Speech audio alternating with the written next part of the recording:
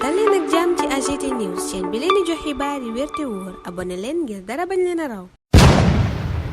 AGT News. lu ëpp ci askanu Sénégal li ñuy sàkk mooy Ousmane Sonko ñu daal di koy libéré loolee nag ndaw ñi ñoo ci gën a daal di fees ñëpp gis nañ sonkorisation bi nga xam ne moom la ñuy def ci stade yi ak ci place publique yi fépp fu ñu daje rek di wane ne kookee di seen leader dañ ko war a génne ci kaso bi waaye itam di sàkku participation ma ci élection présidentielle yu atum 2024. am na nag benn vidéo boo xam ne mi ngi circuler ci réseaux sociaux yi ñeel benn ab ndaw boo xam ne dafa toog ci diggu tali bi yore photo Ousmane Sonko di sàkku ñu daal di koy libéré comme ni ngeen koy gisee. sama gars yi man Pape Samba maay filmé lii en direct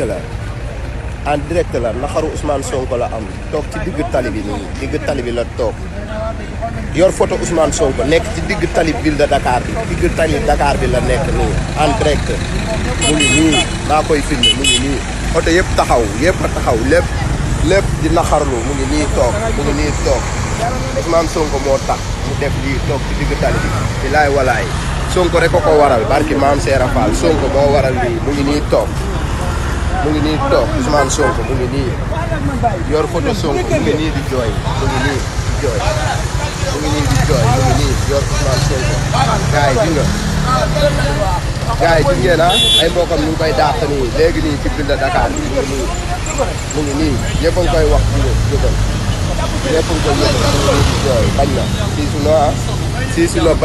AGT News. nekk na nag loo xam ne lu doy waar la ndaw yi Sénégal bëgg nañu gis Ousmane Sonko génn ci jafe-jafe yi nga xam ne ci la daal di nekk ndaw yi Sénégal bu ñu sañoon kookee di seen leader bokk ci élection présidentielle yu atum 2024 ndax li nga xam ni def na ko ci xelu ndaw ñi ñeel wàllum sensibilisation ci bëgg seen réew fonk seen réew fas yéene liggéey moom moomee di Ousmane Sonko ndaw yu ci bëree bëri moom la ñu gis ngir mu nekk ka nga xam ne mooy doxal boobule vision à partir de 2024. li nga xam ne nag leer na ci boppu sénégalais yëpp mooy que ne Ousmane Sonko bu participer ci yooyu la jongante mën na koo gagner au premier tour lu ni mel nag ñëpp xam nañ ne lu mën a nekk la ak képp ku mënti présenté wu ci kanamu Ousmane Sonko amoo benn chance ngir dal di jël ndam li bu dee da nga sëgg bëri ak moom kon nag càkkuteefu ndaw yooyu le nañ ci dal di dox te nag bu loolu yëpp weesoo Ousmane Sonko amagul benn condamnation bu définitive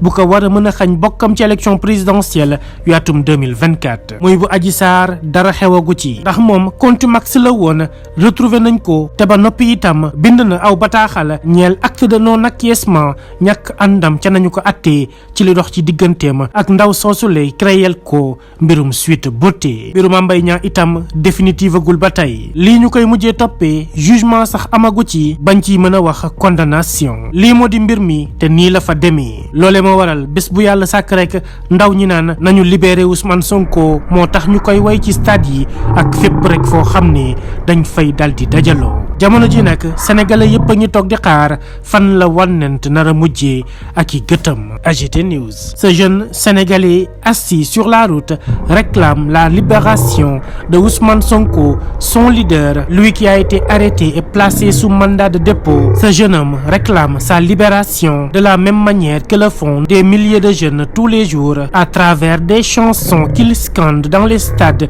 et les lieux publics pour exiger la libération de Ousmane Sonko, vu que les manifestations sont interdites souvent au Sénégal. Les jeunes réclament la libération de Ousmane Sonko. Ils veulent sa participation à l'élection présidentielle de 2024. Il est leur candidat, comme ils le disent. Et personne ne peut nier que si Ousmane Sonko participe à ces élections, c'est au premier tour qu'il sortira vainqueur le soir du 25 février 2024. Les jeunes d'aujourd'hui s'intéressent à la politique, sont éveillés et ce n'est nul autre que le travail de ce leader dont les condamnations ne sont toujours pas définitives. Par rapport à Adji Sarr, il est un contumax retrouvé, mis à part l'acte de non-acquiescement qu'il a rédigé qui font que sa condamnation ne peut être définitive. De même, le procès concernant Mame Mbaye Niang, l'affaire de diffamation diffamation n'a toujours pas été bouclée, donc cette condamnation aussi n'est pas encore définitive. Par rapport aux faits qui lui sont reprochés et qui lui ont valu le mandat de dépôt qui le maintient en prison actuellement, il n'y a même pas de jugement pour le moment. Cependant, là aussi,